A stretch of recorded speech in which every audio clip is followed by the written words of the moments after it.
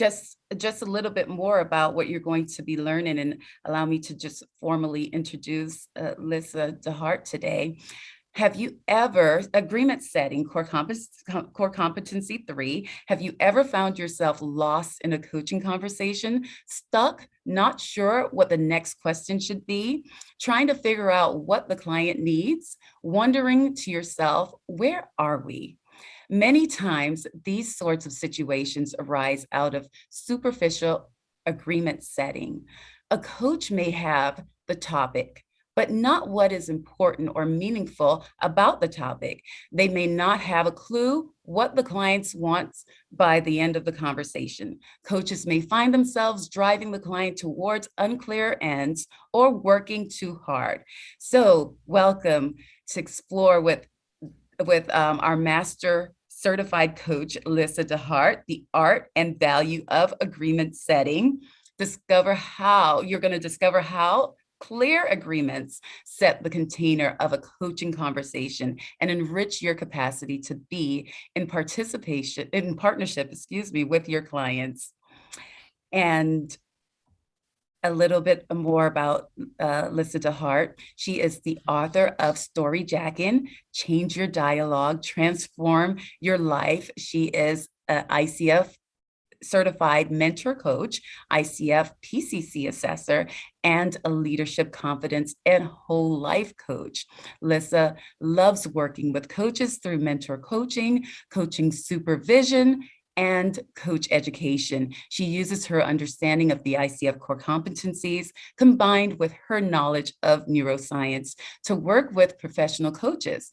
Lyssa works with coaches to expand the capacity to weave the competencies through their coaching conversations, supporting them to use their curiosity to inform their questions and to deepen their confidence with mastery so that they have ease in drawing out the client's genius. Everyone, with a round of applause, please welcome Lyssa deHart with us. Thank you very much. And I'm so excited to see some of the faces that I recognize. I had the distinct pleasure of being on the board with Marcia at one point in Washington State. And so that's just lovely to see her face here. I'm going to go ahead and share my slides. It's not sharing exactly the way I wanted it to, so we're going to just have to kind of do it this way. So I know it's not as big as if it was taking up your full screen, but can everybody see this okay? Awesome. Good.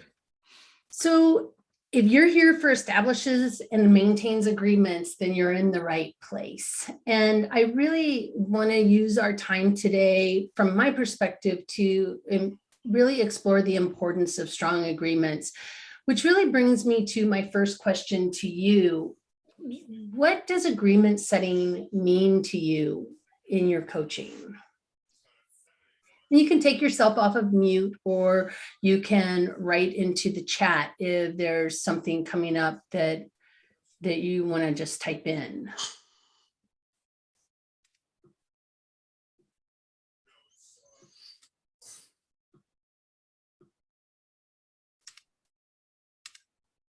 It's the direction, it sets the direction for the conversation. Absolutely. What else does it do? It helps us keep on track as we deep dive and get in there. And when we start to get lost, we remember what it is that we set and what the intention is, for sure. Yeah, so it's a bit of a roadmap, right, of what a conversation might be. What are people hoping it addresses what, oh, good, everybody has just jumped in here right now, so let me catch up. Addresses expected outcome, right? It's an opportunity to find out and not assume we know, but to find out what the client wants. It means to create clear expectations, directions. It's the beginning of trust building by having things spelled out. Absolutely agree with that. Begins the partnership of coaching to make sure that you're on the same page. It establishes what the client wants to achieve at the end of the session. Yes, and provides the client with focused energy. I love that.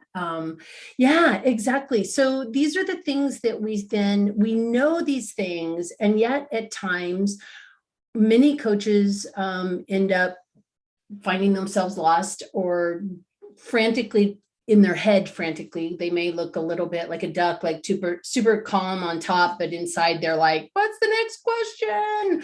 And who's never ever had that experience of just wondering what the next question is? Right, because we all have, right? We've all had that moment where we're like, I'm not sure what I'm supposed to do here or ask here. I don't know where we're going. And so that becomes a big part of why agreement setting is so important. So you may notice through this series of slides that there are bookends on everything. And the reason for this is because I see agreement setting as one of the crucial bookends that links up with, and it's a facilitation piece for the coach that links up with facilitating client growth in core competency 8. These become the bookends of a coaching conversation. And I think that that metaphor for me has been very useful, because there's so much playing around in the middle that we get to do, but it works so much easier when we have a sense of the first bookend of agreement setting, what's important here, and where would we be going in this conversation. So some of the things that we're going to be exploring today, and Jimmy, if you don't mind, can you drop that document on the markers into the chat for me real quick? So we're going to be looking at the markers and this idea of the container of the coaching conversation, assess how it really is a map that we're constructing with our clients, and the competency connection, and how strong agreements can bring ease to your coaching. Any questions before we jump in here? And it's okay to bring yourself off mute if you have. Unmute if you have a question. Never hesitate to pop up and ask a question. But the markers are really key, and especially how many people here are looking at going for another credential, like whether you're moving into ACC or PCC or MCC. Yeah. So the markers are the behavioral indicators of the competencies. And so when you're going to be assessed by an assessor for whatever the credential you're moving towards is, they're going to be paying attention to these markers. It's the way that ICF has tried to come up with something so that assessing isn't so subjective. I like the way you coach like I do, therefore you pass.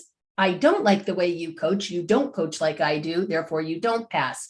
So what they've tried to do is make it something very tangible. And so the markers are not different than the competencies. What they are the behavioral indicators of the competencies. And so there are things that you're going to really want to pay attention to in your coaching. And it's not that you ask one question for each of the markers. It's that you may ask one or two questions and you hit all the markers in a couple of questions. So starting with the key markers for coaching agreements, we have coach partners to identify and reconfirm what the client wants to accomplish in the session. Coach partners with the client to define or reconfirm measures of success about what the client wants to accomplish in the session. Coach inquires or explores about what's important or meaningful to the client about what they want to accomplish. Coach partners with the client to define what the client believes they need to address to achieve what they think they want to accomplish in the session, or what they want to accomplish in the session. What is the one word that most people use that isn't even in these markers? How do most of us start our conversations with our clients?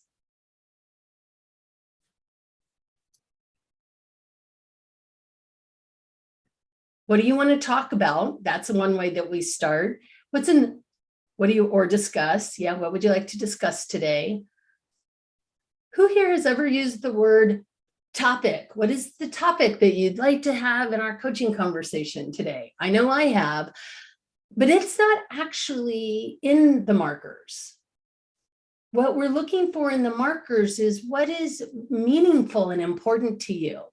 And when the client brings a topic, what often happens is we may ask, there's nothing wrong, just to be clear with the question, what is the topic that's coming up for you today? Or what is it you'd like to focus on? Or what is your agenda for today? But what we want to do is not stop there with that first initial question. The client may say something like, I'm feeling really overwhelmed and I want to, yeah, that's a good catch, Jimmy. Partnership is crucial as you're evolving through the coaching competencies.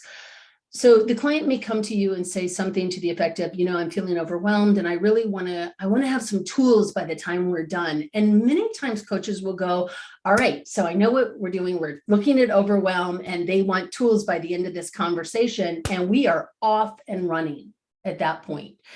And what that does is that puts us very much in a conversation that is situationally focused.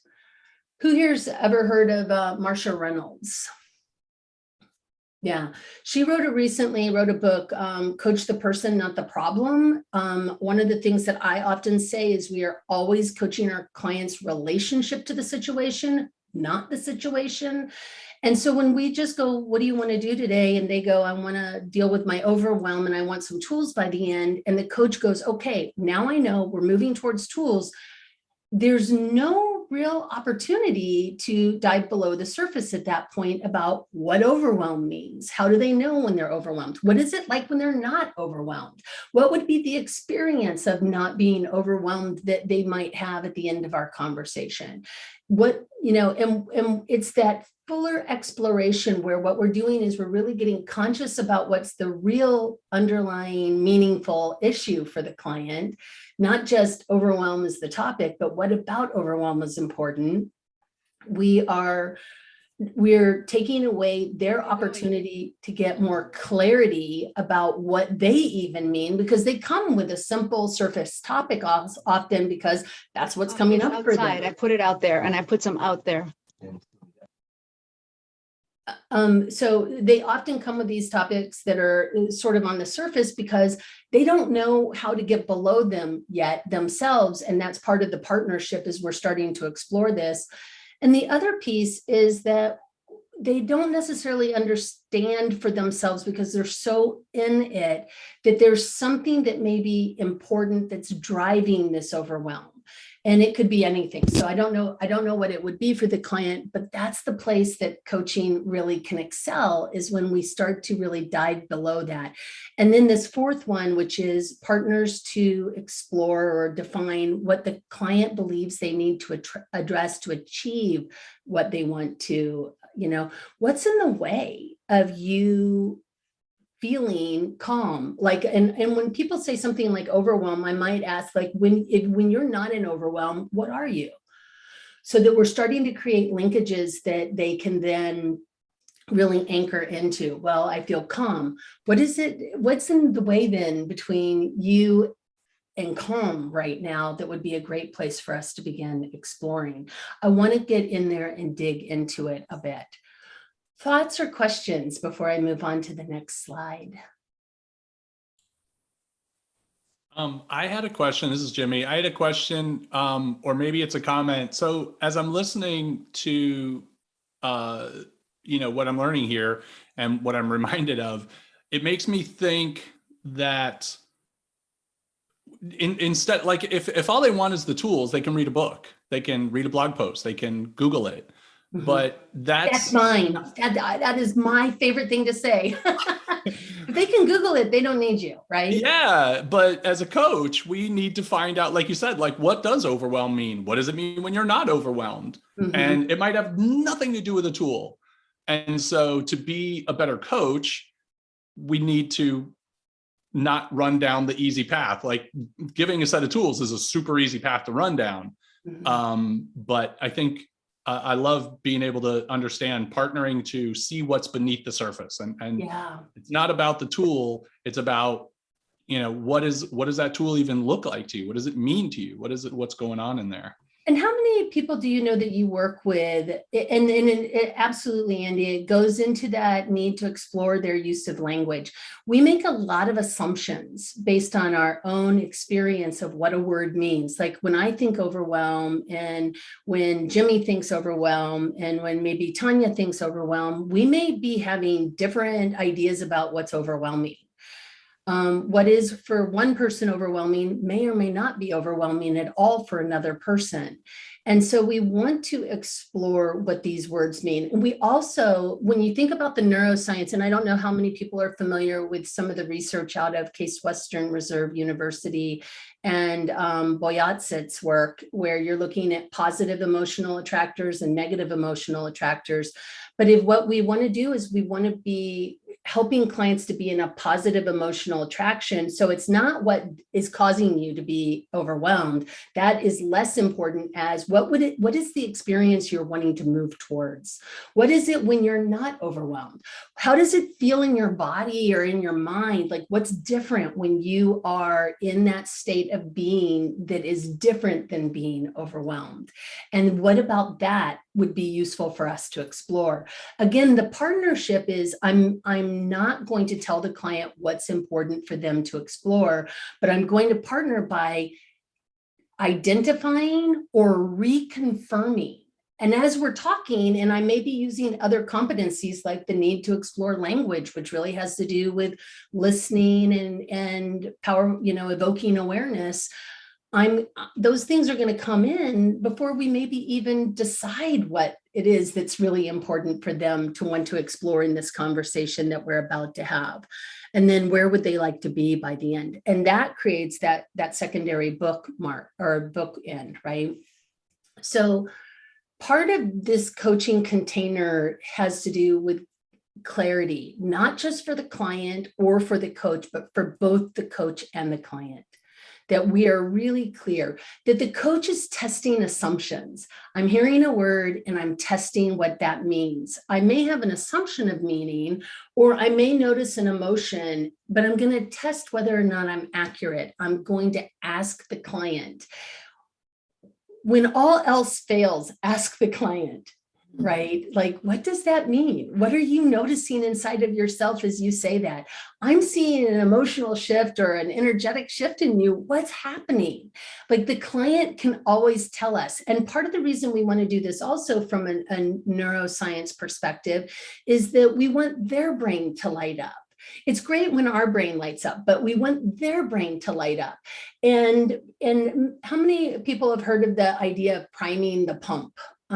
It's a business idea, right? And so by setting a really clear, having clarity around the agreement, having an opportunity to test our assumptions of meaning, explore what is meaningful below the surface, diving below, asking them, where is it you want to go? I've been working a lot with my mentor coaching clients around this idea of compassionate detachment, where we have a very open heart for a client, but we're not attached to where they get to in the conversation. We're not driving them towards a particular solution that we think will solve all their problems. We are not going, I'm going to only ask you questions that lead you towards what I think you need to learn. But I'm rather going to be unattached to what's important for you to get to, but I'm going to be completely compassionate and invested and involved in curiosity so that we can explore it as much as possible. And one of the things, and we'll talk a little bit more about this idea also, interesting versus important. When I was taking my first coach training with David Rock's program, they talked a lot about asking questions that were the difference between an interesting question and an important question. And I think this really speaks, in my mind, to the idea of, am I trying to get information and details about the situation? Or am I trying to really understand what's important about the situation for the client, right? And so if we're going to lean into something, we're leaning into importance. And by priming the pump, we're also helping the client not only to take ownership of what's important for them to explore and where they want to go, but we help them to anchor their own learning. How many people in here have ever been in a relationship where you've had an argument? Yeah. Who hasn't, would probably be another way of asking that. Think back to that particular person. Do you really need them in the room in order to have the argument in your mind with them? And in fact, how many really brilliant arguments have you had with them in your own mind that never saw the light of day? Like, you don't even actually need them after a while because you know what they're going to say, you know what you're going to say. And this is the same thing when we're exploring things with our clients. They've said the same thing over and over and over and over again. I really want to launch my website. I really want to write a book. I really want to, get a promotion at work. They've said all these things so many different times. They don't even hear themselves really saying it. It's just sort of like a stone skipping across the surface of the pond. It doesn't really dive below the surface to what is stopping them and in the way of them writing the book, getting the promotion, or doing whatever it is that they really want to do for themselves. So by creating a really thorough agreement, we start to have places where we can support them to anchor their learning. Wow, you said something that sounded really interesting. What are you hearing yourself say in this moment? And how does that relate to you getting to what you say you want? Right? And when the client is invited to stop and pause and actually hear what it is that they said, and then make the meaning of the linkage between what they're saying and what they want, that's theirs forever, right? It's their own. I don't know. I'm remembering, I was told one time, always get your education because nobody can ever repossess your education. You might come take your car, but your education is yours forever. And this is really the same thing in coaching. My insights and awarenesses become mine forever. Right? But if you tell me, and I hear this on recordings all the time, Misha, I'm hearing you have really great insights. You clearly are getting a lot from this conversation. How does that feel? I hear that kind of question a lot on recordings. And what I'm doing then is I'm telling Misha not only that she's getting something, but it's really useful. And then I'm asking her to make me feel okay about it. How do you feel about that? Oh, I think that's great, Lyssa. Thank you. Thank you so much for your wisdom. And that is less than useful. Whereas if I said to her, Misha, as you hear yourself say that, like there's this energy that showed up. I don't know what it means. Tell me more about that. She's going to have this whole internal experience and have to connect the dots for herself. She'll never forget. Well, she may forget it, but she's less likely to forget that than she is if I tell her what it is that she's experiencing. So we want to anchor learning through all of this. So again, how many people, let's say somebody's driving to my house and we're going to go somewhere, and you get to my house and we're excited and we're going to go somewhere, but you don't know where. What's your first question to me? Where are we going? Where are we going? Yeah, exactly. And so this is really the map that we're creating in the agreement setting, is we're discovering where are we going and not making any assumptions about where the client wants to get to. We're starting to explore the difference between what's interesting versus important. And I'm going to share a quick story. I did a coaching demonstration. I was working with a project with a very large tech company when they were looking at training coaches or managers to become coaches. And so I did a lot of coaching demonstrations through that process. And one of them was in China. And I asked for a volunteer. And I got a volunteer who spoke English, but I could not understand his accent. I mean, I literally, and I'm not trying, I mean, he could understand mine because he dealt with, he was working for a big tech company that was settled in the US. And so he spoke English far better than I will ever speak any kind of Chinese. And yet, I could not understand his accent. And so as we get into the coaching, I had this opportunity Are you guys hearing feedback? Okay. Maybe if everybody could just mute themselves just real quickly. But I said, what would you like to explore today in our coaching conversation? And he said something. And I didn't really know what it was that he was talking about. And I thought, this is a really great opportunity to try coaching without knowing what the situation is about, because I'm not going to understand any of these words. So I was like, okay. And then what about that is really important to you? And he said some other words. And then I'm like, and where would you like to be? Like, what would be different at the end of our conversation? And he said other things. And I got some clarity, a little bit of clarity about what those things were. And then we started the conversation. I'm like, where should we begin? And he went off and he had this whole thing and what are you learning about yourself as you hear yourself say that? It was a really interesting process. By the end of it, he was like, this was so useful. But I didn't know what the topic was at all. Like I had no idea what it was because I didn't understand like probably 80% of the words. I understood just enough of them to have a little bit of being able to use his language. But I was such an epiphany to me about how interesting isn't all that useful. And I know for myself at one point in my coaching, I would go, tell me more about that situation. What is your thinking about the situation? Who else involved in this situation? Like there were all these details about the situation that I felt like I needed to explore in order to really have a good understanding of what the client was talking about.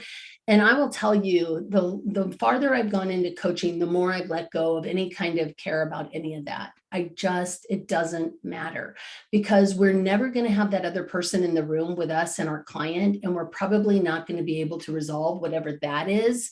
And we don't have control over it. And they may not have control over it. So exploring below the surface, like what's coming up for the client and what is that informing them of is far more important. And by having a really strong agreement setting, what I can do then is I can also check in. How are we doing on moving towards what you said was important? What's the next place you'd like to explore as we move towards what you said was important, right? And it gives me these ways of checking in. And it also really allows for when you look at the competencies, is considered partnership. Partnership is not just in clarifying the goal of the conversation or success measures. It's also the partnership in how we're curious. When we're asking what meaning is, when we're asking the client what the next place to explore might be, when we ask them, what is still between where we are right now and getting to where you said you wanted to go. I use metaphor a lot. So some of you may already have been to one of my metaphor programs, but I love metaphors because I can say something like I have an example where the entire agreement setting came out over a very full plate. And the client was like, I've got this super full plate and I feel like, some of the things don't feel fruitful anymore. And I don't know what to do. This plate is just so full. I'm so overwhelmed. And I said, okay, so as we're looking at this plate, what would you like to have be different about this plate by the end of our conversation? And she's like, well, I'd like to see if there's one or two things I might be able to take off my plate. And so we had clarity, like what would be different if you took one or two things off? I'd feel less overwhelmed. I'd feel more empowered in my life. Excellent. So as you look at this plate, what would you like to explore first? This is such neutral language. I'm not using my own language. I'm using her language. So the partnership is there. And also she's the one laying meaning onto what is on this plate. As we explored, I could say, what's the next place on the plate we need to move to? And by the end of the conversation, she had taken everything off the plate and was going to bring everything back on with new agreements around everything that she was going to put on her plate. And some things were going to come back and some things wouldn't. But it was a far more important conversation than me going, so you're overwhelmed and you'd like to be calm. And how do you manage your overwhelm right now, right? Which is much more keeping us to the surface, whereas the plate metaphor really allowed for more partnership. Thoughts coming up. Eric, I think I saw you go off mute and I just want to make sure if you have a question.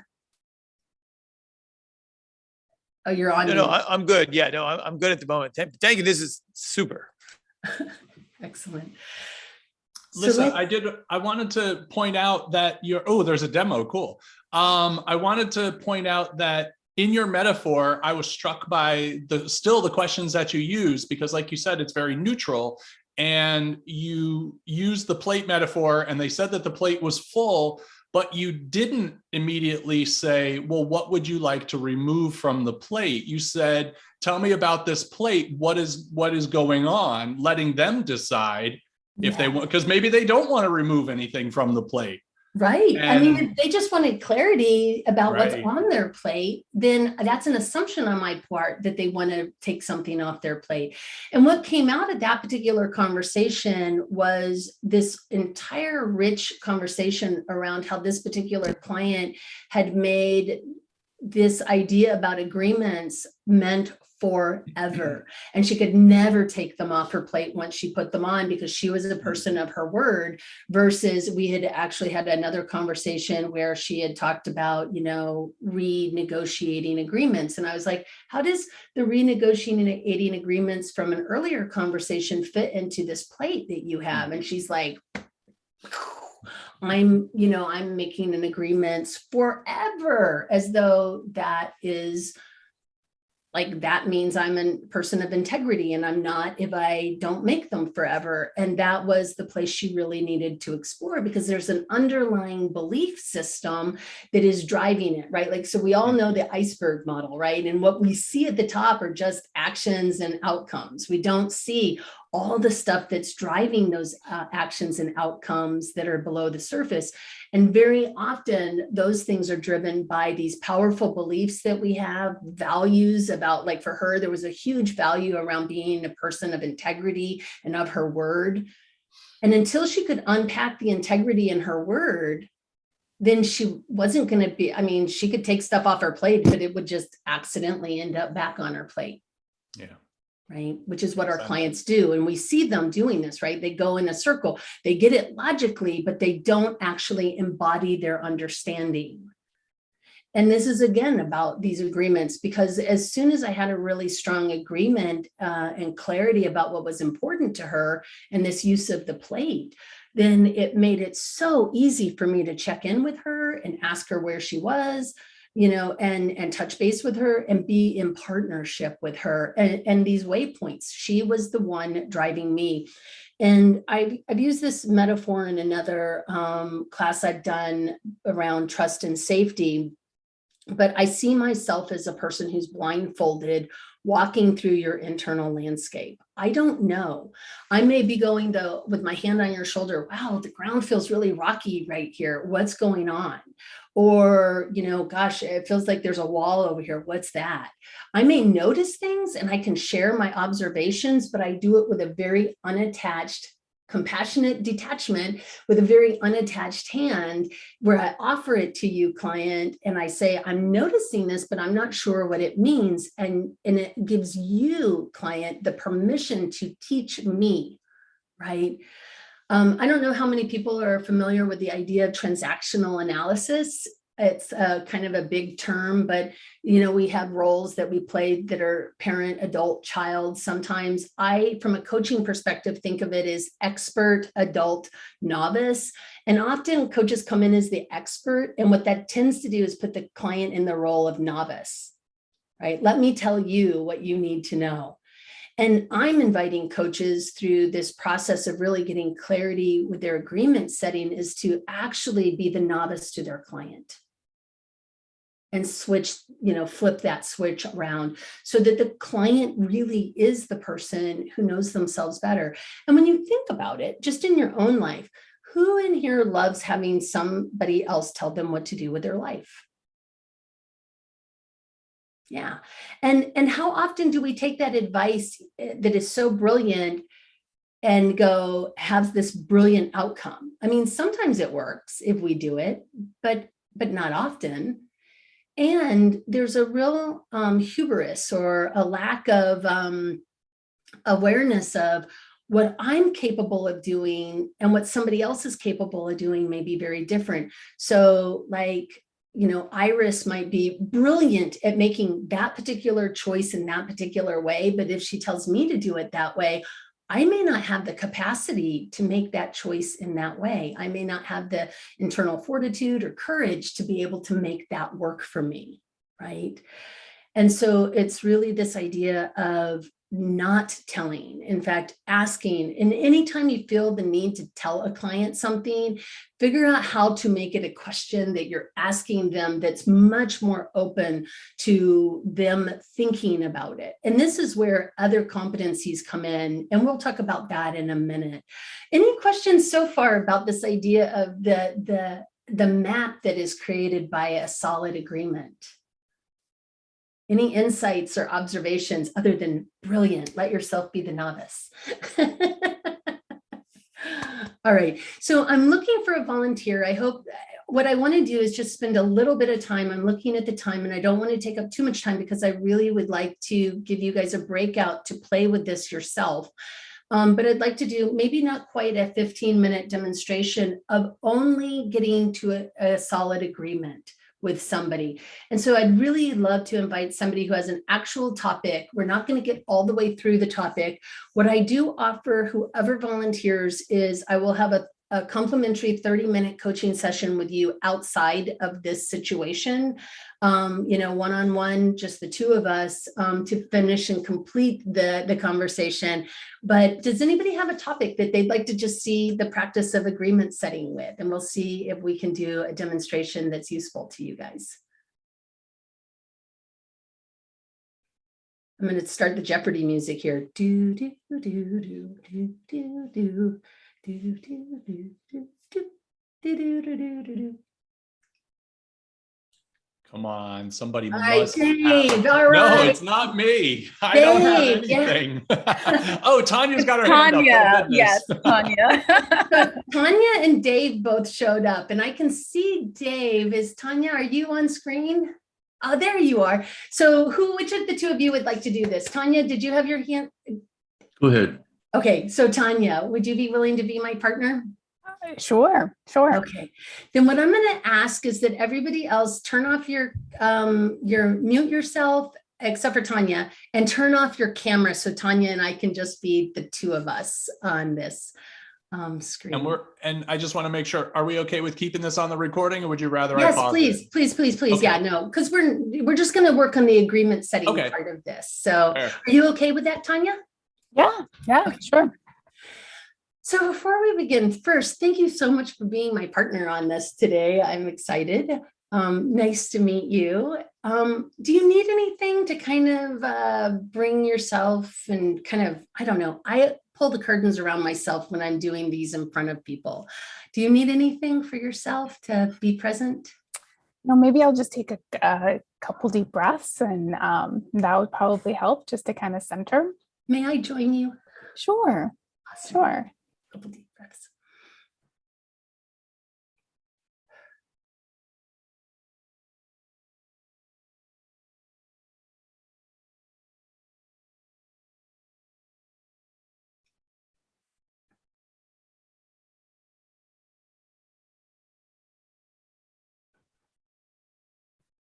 All right. Great. Thank you. Thanks for that. You're very welcome. And thank you for that, because breathing is always so important. So you had your hand come up, and so I'm curious, what's bubbling to the surface for you right now? Yeah, what's been bubbling up, and interestingly enough, it's been on my mind, but then it was on my mind because I got asked this question actually right before I came on to this class, is, I have my coaching business, and I have two arms of my business. I have a corporate coaching practice where I work with organizations, and then I also have my one-on-one clients. And the corporate side has been going great. It's really thriving. I have a few clients there, and the one-on-one coaching, I've invested time and effort there, but I'm just starting to think whether or not I am doing enough to create one-on-one individual clients, and what that looks like. And so I think I'd like to get some clarity around, so the question I got asked is like, well, what are you doing to create one-on-one clients? And I was like, this is what I'm doing. And so I'm just internalizing it now and just trying to think through. May I ask you a couple questions? Well, the first question that's really showing up for me is, what is important to you about working one-on-one with clients? Yeah, I love that question. That is what's important to me is that's really where my heart is. I'm working with individual clients and really serving them and serving their goals and their dreams. I feel that sometimes the experience I've had with working on one-on-one clients, we really get below the surface, right? We really kind of dive in, Yeah. and they're really kind of they're guiding the course, right? They're in the driver's seat. That's not to say on the corporate side, they're not, but oftentimes it's under an umbrella of a large change management initiative or different like goals and objectives that they need to meet. So there's always that kind of umbrella. And not to say we don't get into other things, but with the one-on-one clients, I just feel like we dive really below the surface. And that is just what drives me. There's a really interesting shift that's happening in your voice as you talk about the individual clients. What is happening in that space of like, as you're thinking about working with these clients? Oh, what is happening?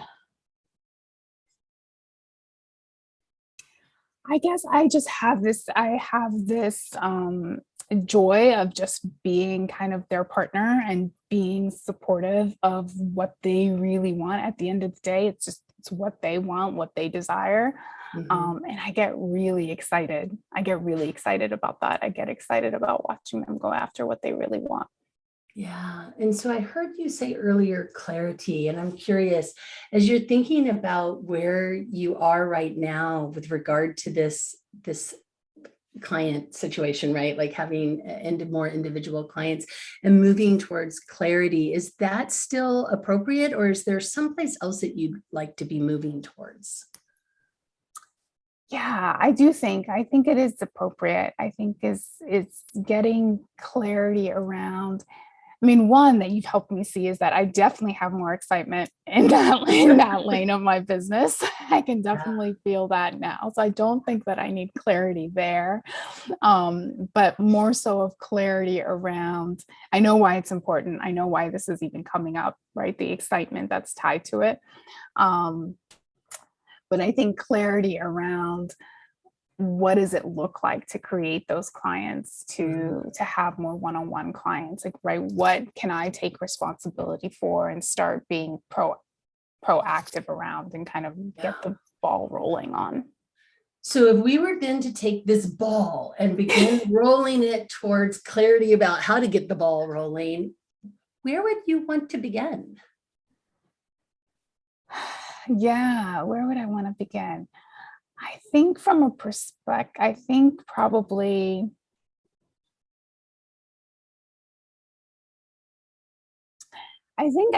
starting at the very beginning of just, well, what do I think I'm doing right now in order to create clients, like starting from that place of, okay, let's kind of just bring that to the light, right? There's a lot of things that I'm doing, right? But have I necessarily tied it to the creation of clients? And maybe starting there and then seeing what the linkages are and whether or not there is a linkage, or if maybe I'm just making up a linkage. Brains are like that. But as you're hearing yourself say that and you're thinking about clarity around how to begin this process, is there some piece that really shows up as important, the most important part maybe to begin with?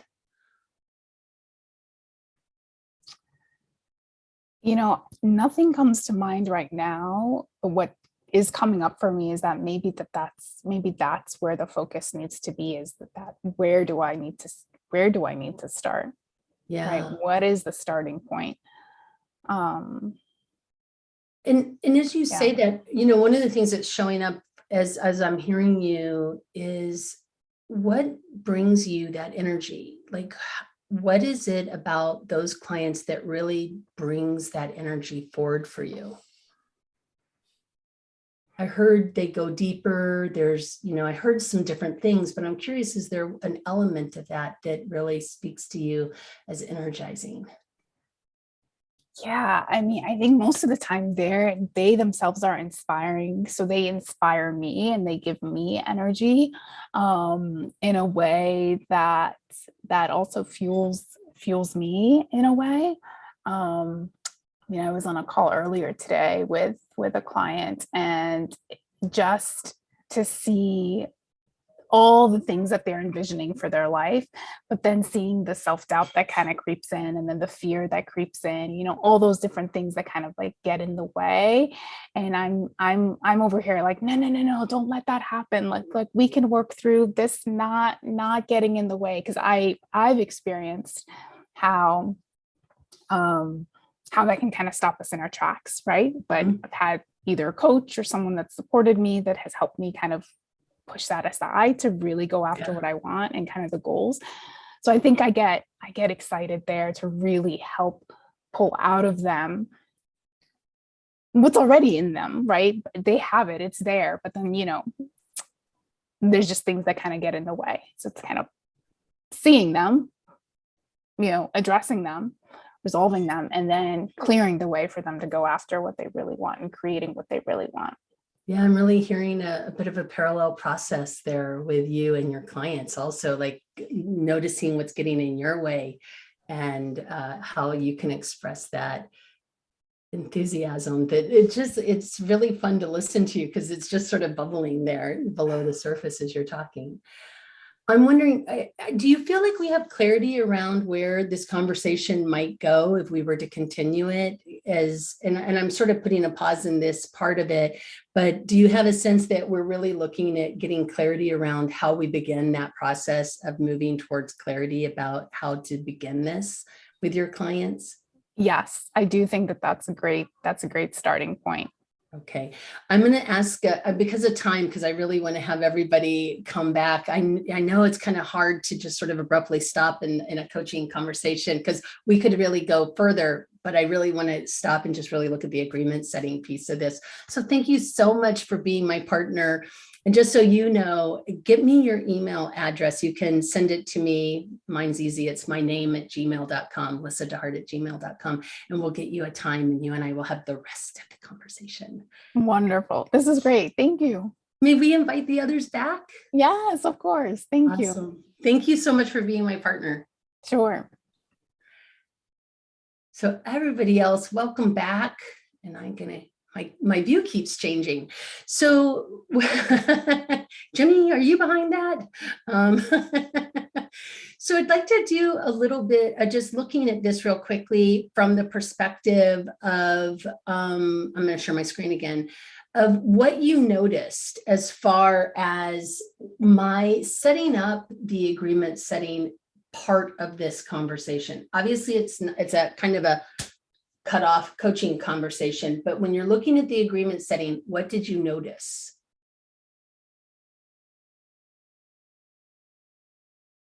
And Tanya, you are free to interject also because you were actually having the lived experience. Hi, Lyssa, this is Andy. So one of the things I noticed is your testing of the clarity. It was just kind of a testing of what do we mean by clarity? What does that look like? You asked several questions around that and using her language, but really trying to understand what she was trying to do there. Mm-hmm. Yeah, because I don't know. And if I had made the assumption of clarity, it wouldn't, I think even Tanya, if she hadn't had that opportunity, and I'm speaking for you, so please correct me if I'm wrong here, but if she hadn't had that opportunity to think about clarity and what it really means in this situation, it was almost like she even shifted from clarity to more specifically this kind of clarity, right? And if we hadn't explored that, then we'd have been operating on an assumption of clarity that may have been taking us in a completely different direction versus giving it a little bit of extra time. And I think sometimes people feel like, and I'm making this up, this is a story that I'm telling myself, so I'll just share it with you guys. But I think for myself, what I used to think about agreement setting was it's sort of a checkbox that I'm just going to get through so that I can get to the real coaching. And what I want to really say is that agreement setting is coaching.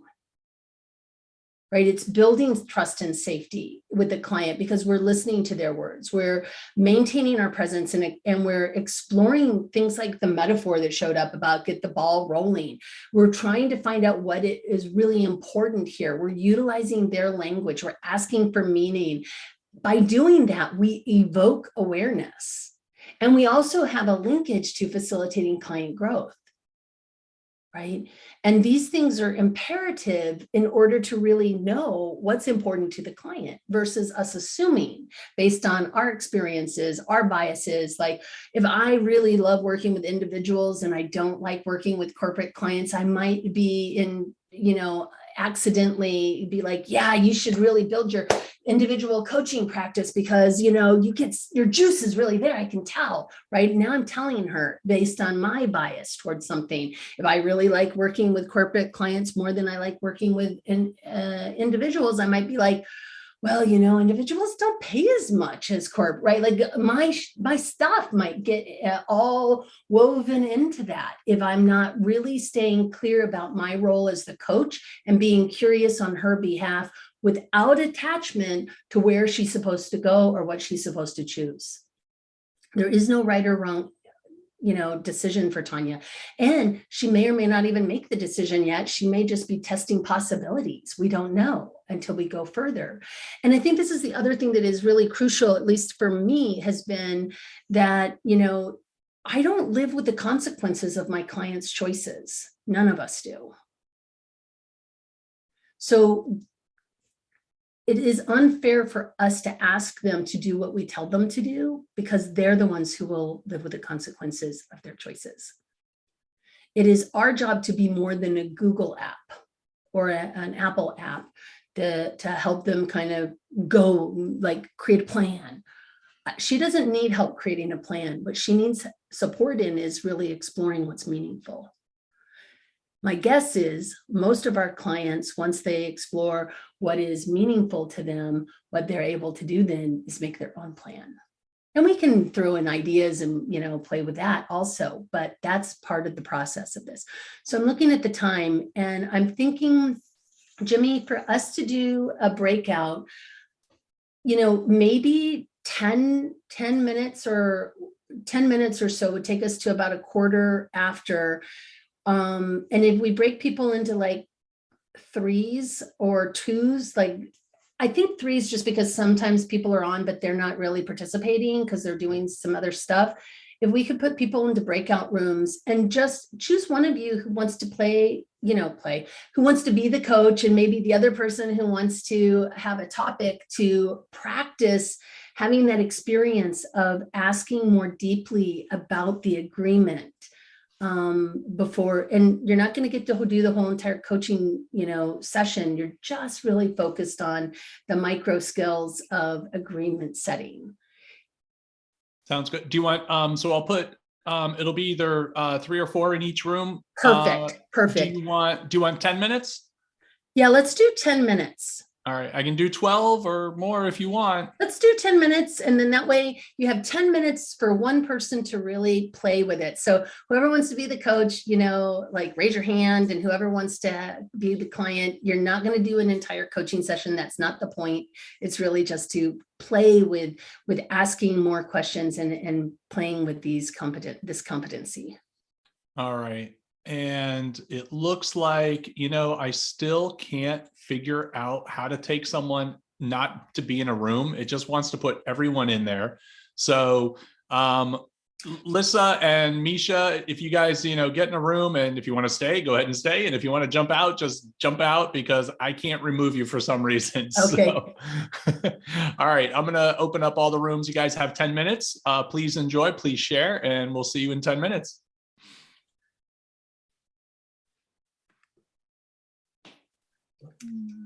And Misha and I are not in the same room, right?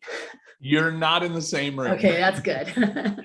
And just don't go into the room, I guess, if you don't want to. I didn't make it a mandatory go, so. Yeah, no, that's awesome. So I don't know.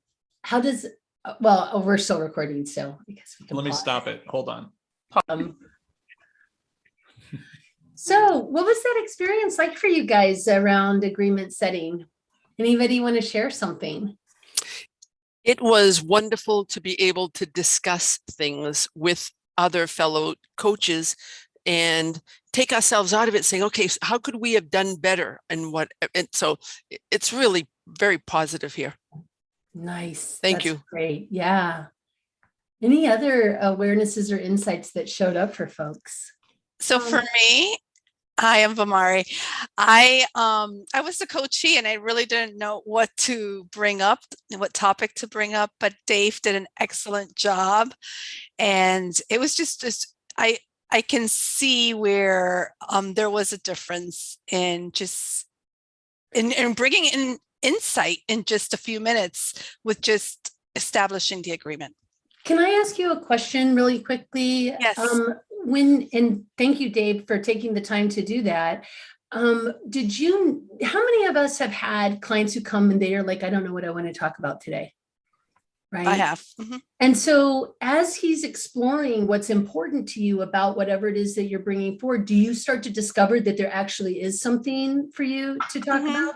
Absolutely. Yeah.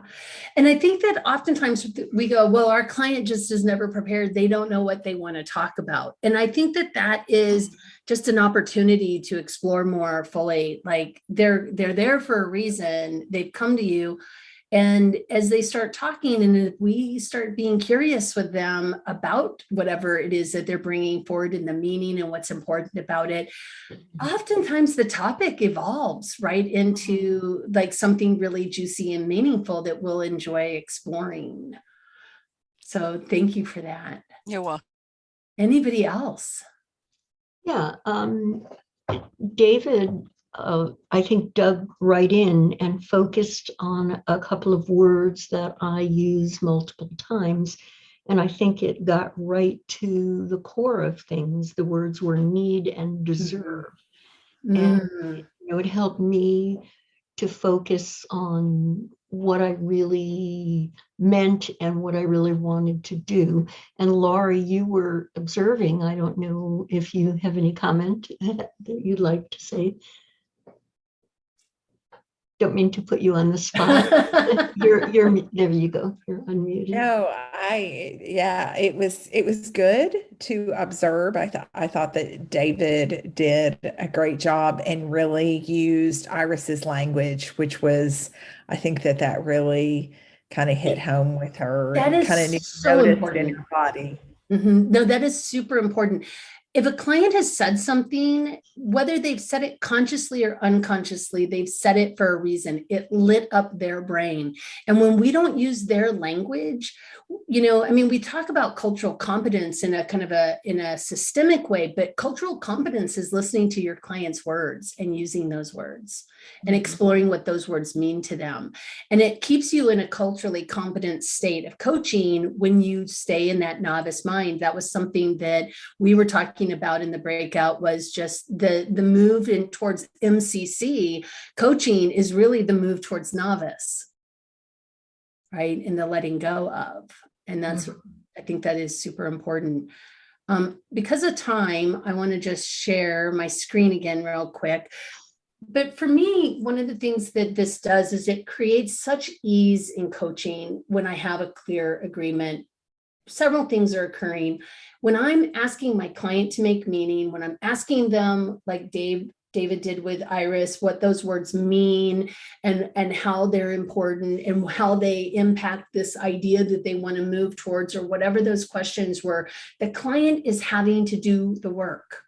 They're having to think about it. They're having to connect dots. They're having to make the meaning themselves. The questions don't even have to be perfect. What they do, though, is their invitation to the client, which means that the coach is not working as hard, right? And we hear about lazy coaching. This is what lazy coaching is that I'm not working as hard to make meaning. I'm working hard to stay present so that I can be curious. That's the work of the coach.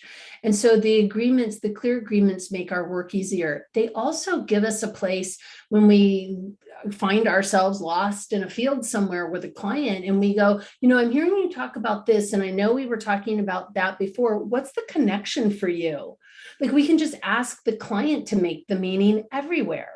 What's the next place we need to explore on our way towards what you said you want? Is just a very simple waypoint that we can ask in a coaching conversation that demonstrates that we're listening, but also gives the client the partnership to lead us in the next direction. And so this creates greater partnership, but also it is client-centered and client-led at that point, instead of the coach going, because I hear this a lot in these assessments also. So I heard you talking about, getting clarity. I think maybe based on what you're talking about, do you want to work on looking at your business, or do you want to with corporate clients or with individual clients? Which direction would you like to go? And that may seem like it's open, yet it's still the coach now giving you two options versus me saying, I'm hearing these things show up. Where would you like to begin? Versus, kind of directing the client in a particular direction. So I also want to just share with you guys, I think part of, and this is something Jimmy had said during our little breakout, was, having your own coach, having questions that you're asking yourself and doing exploration yourself, whether it's through the books that you're reading or the questions that you're asking or the way that you're reflecting on your coaching clients. And to that end, I'm actually have a book coming out in the next month or so. I'm not exactly sure on the date of the publishing because things are wonky after COVID. But I have a book called The Reflective Coach that's going to be coming out, and it's really a journal to develop awareness around your coaching. And so there's 12 months of sections where you take just one client situation and you explore it from different perspectives. And so that should be coming out really soon. And just a little plug for the work that I do. I definitely do a lot of mentor coaching. I have mentor group coaching starting regularly. I just finished my coaching supervision training, and I'm now doing group supervision. So it's not me telling you what to do. It's how do we look at things from new eyes. I love to connect with people. If we're not connected on LinkedIn, please feel free to connect with me. Just let me know where I met you. And I have a new podcast that's been going on since last fall called The Coaching Studio. And there's a bunch of really amazing MCC coaches and PCC coaches who are on there. And you can also find that on my YouTube channel. So with that, any questions that are showing up for folks, from this presentation? I want to make a comment, Lyssa. First of all, thank you. It's always amazing to be with you. But you said something today that we struggle when we are in the coaching school, which is how we get to the agreement quickly. And I think the experience we shared today, when you said 10 minutes just quote unquote for the agreement, means that when you are doing or preparing the agreement, the coaching session is already happening, but we come back to what is going on. And it is such a freedom. I felt this, and Bridget, you can mention that, how it was for you, but it was a great reminder of how important is the agreement piece in the coaching session. And it can take the entire session. It can take the entire session because you're amazing reminder. I want to make sure that I said that because it's so important to me. So thank you for that. Oh, thank you for saying that. Yeah. And Jimmy had said something about that also was a big reminder is agreement setting is coaching. It's not something we do that's separate from the coaching conversation. It is the coaching. Yeah.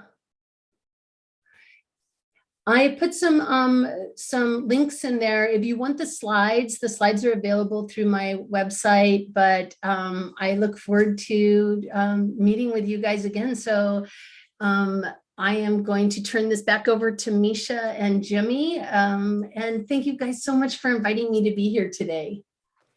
Yay, yes. A round of another applause for you. Great time. Thank you so much, Lyssa, for bringing or sharing rather your mastery with us, made for a rich time of learning.